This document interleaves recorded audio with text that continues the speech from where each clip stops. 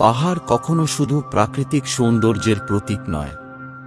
কিছু পাহাড় নিজের বুকে লুকিয়ে রাখে ভয়ঙ্কর সব রহস্য। তেমনই এক পাহাড়, নীল পাহাড়। সিলেটের এক প্রান্তে ঘন জঙ্গলে ঢাকা, পাথরে ভরা আর চিরকাল কুয়াশায় মোড়ানো এই পাহাড় নিয়ে বহু কাহিনী প্রচলিত। কেউ বলে ওখানে রাত হলে অদ্ভুত আওয়াজ শোনা যায়, কেউ বলে কেউ পাহাড়ে গেলে আর ফিরে আসে না। কিন্তু সেসব কথাকে কুসংস্কার বলে উড়িয়ে দিয়েছিল একজন তরুণ, আরাফাত। আরাফাত একজন তরুণ লেখক, থ্রিলার ও হরর লেখার জন্য বিখ্যাত। মানুষের মুখে মুখে ফেরে তার লেখা বইয়ের চরিত্রগুলো। কিন্তু গত 2 বছর তার কোনো নতুন বই আসেনি। কারণ সে তার পরবর্তী বইয়ের জন্য এমন একটি বাস্তব অভিজ্ঞতা চাচ্ছিল যা মানুষের হৃদয়ে কাঁপন ধরাবে। একদিন সে একটি পুরনো পত্রিকায় পড়ে নীল পাহাড়ে ৩৫ বছর আগে নিখোঁজ হওয়া 4 পর্যটকের রহস্যময় খবর। তারা গিয়েছিল ক্যাম্পিং করতে আর ফিরেনি।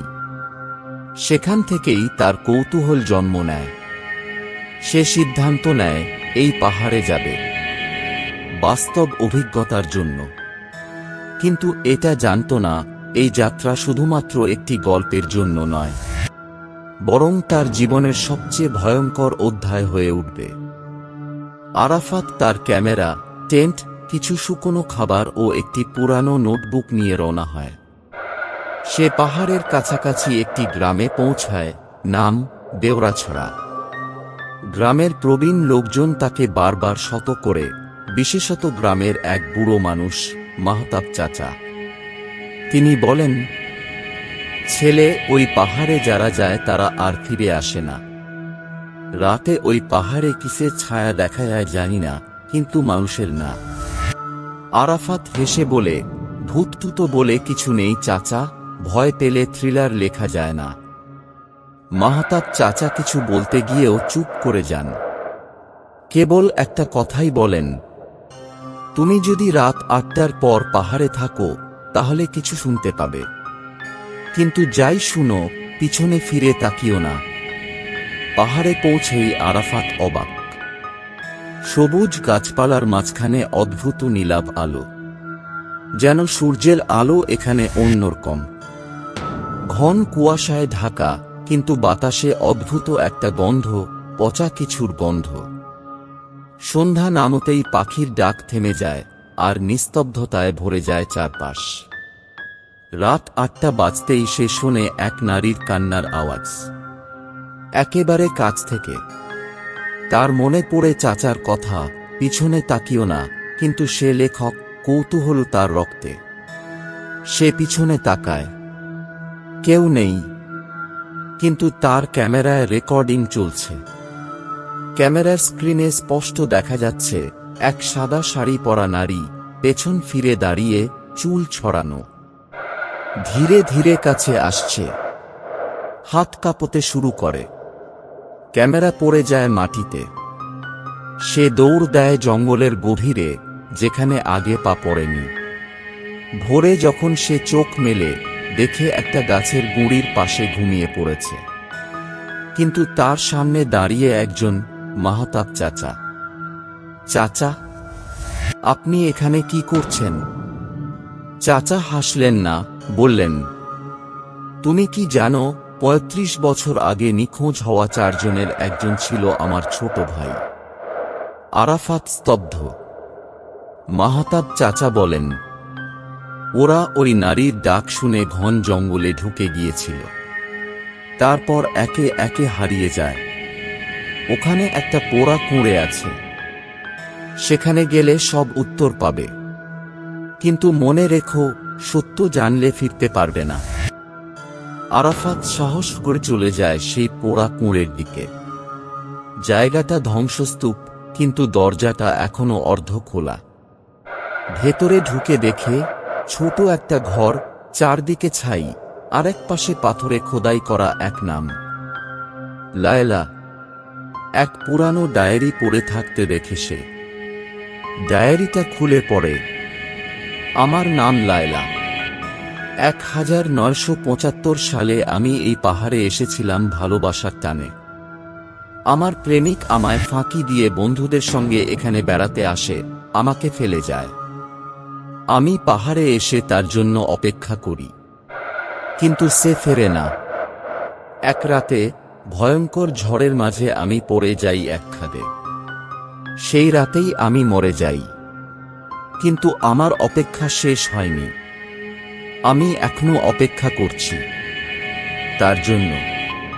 প্রতিটি পুরুষ পর্যটককে আমি ডাক দিই, যদি সে হয় সে।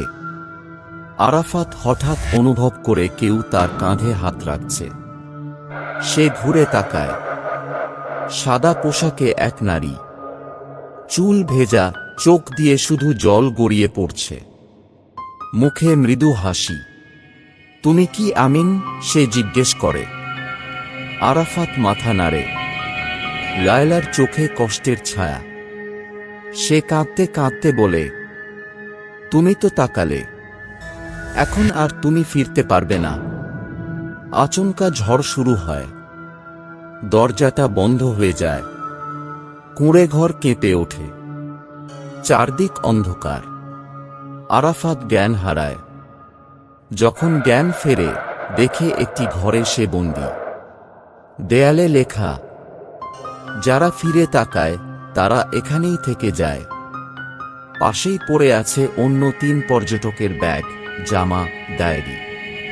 হঠাৎ বুঝতে পারে তারা কেউই ফিরে তাকিয়েছিল এবং বন্দী হয়ে গিয়েছিল সময়হীন এই পাহাড়ে। এক দরজা খোলা পায়, দৌড় দেয়, কিন্তু প্রতিবার সে আবার একই ঘরে ফিরে আসে, যেন লুপের মধ্যে আটকা। একসময় সে খেয়াল করে দেয়ালের ফাঁকে একটি আয়না লাগানো। আয়নায় সে নিজের প্রতিবিম্ব দেখে, কিন্তু হঠাৎই তার প্রতিবিম্ব বলছে, সত্যি দেখলে ভয়কে হারাতে পারো। সে সাহস করে আবার পাহাড়ের সেই স্থানে ফিরে যায় যেখানে প্রথম নারী কণ্ঠ শুনেছিল। এবার সে পিছনে তাকায় না, বরং চোখ বন্ধ করে বলে, লায়লা, আমি আমিন নই, কিন্তু আমি বুঝি তুমি কষ্টে আছো। আমি তোমার কাহিনী সারা দুনিয়াকে বলবো। তুমি শান্ত হও, ফিরে যাও আলোয়। এক মুহূর্তের জন্য চারদিক ঝলসে ওঠে সাদা আলোয়। চোখ খুলে দেখে সে সেই গ্রামের পাশে নদীর পাড়ে পড়ে আছে। গ্রামের মানুষ তাকে উদ্ধার করে। মাহতাব চাচা তাকে দেখে চোখ ভিজিয়ে বলেন, তুমি একমাত্র মানুষ যে ফিরে এসেছে। আরাফাত তার লেখায় তুলে ধরে লায়লার কাহিনী। বইটির নাম দেয় নীল পাহাড়ের ভূত। বইটি সারা দেশে আলোড়ন তোলে, কিন্তু বইয়ের শেষ পাতায় লেখা, এখনো কেউ যদি ভালোবাসায় প্রতারিত হয়, যদি পাহাড়ে ভালোবাসার অপেক্ষায় থাকে কেউ, তবে সে শুধু ভূত নয়, এক যন্ত্রণায় বন্দী আত্মা। নীল পাহাড় এখনো রয়ে গেছে। এখনো সন্ধ্যায় সেখানে কেউ গেলে কান্নার শব্দ শোনা যায়। কেউ সাহস করে তাকালে আবার হয়তো হারিয়ে যাবে। আরাফাত বেঁচে গিয়েছিল কারণ সে সত্যকে সম্মান করেছিল। ভয়কে অস্বীকার করেনি, বরং তার সঙ্গে কথা বলেছিল। কারণ ভয়কে জিততে হয় সাহস দিয়ে, অস্ত্র দিয়ে নয়।